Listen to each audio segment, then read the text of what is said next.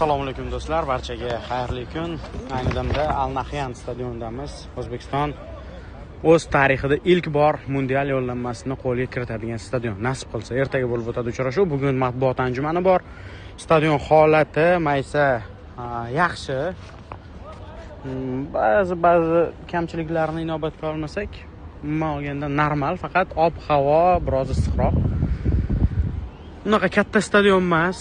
12.000 yoki adashmasam 15.000 muxlisni o'z bag'riga sig'dira oladi. Xo'p.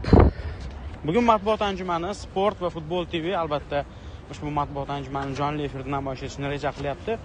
Tomosha qiling, bu yog'iga futbol atmosferasi. Yana bir bor assalomu alaykum do'stlar. Ayni damda Al Nahyan stadionida sharhlovchilar uchun ajratilgan xonadamiz. Bu monitor va sharhxona, bu qo'shni sharhxona.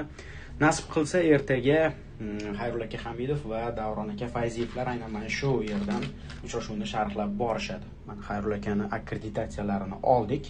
Davron akani akkreditatsiyalari o'zlarida. Stadionning ko'rinishi yaxshi, normal holatda. Albatta Sport TVda jonli efirda eng zo'r sharhlovchilar sharhida tomosha qiling.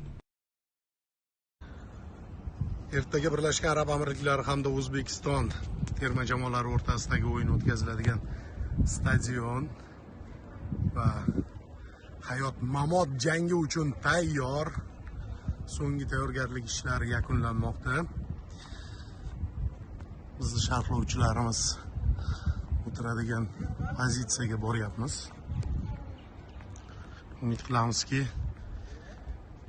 mana bu bayroq ertaga baland ko'tariladi.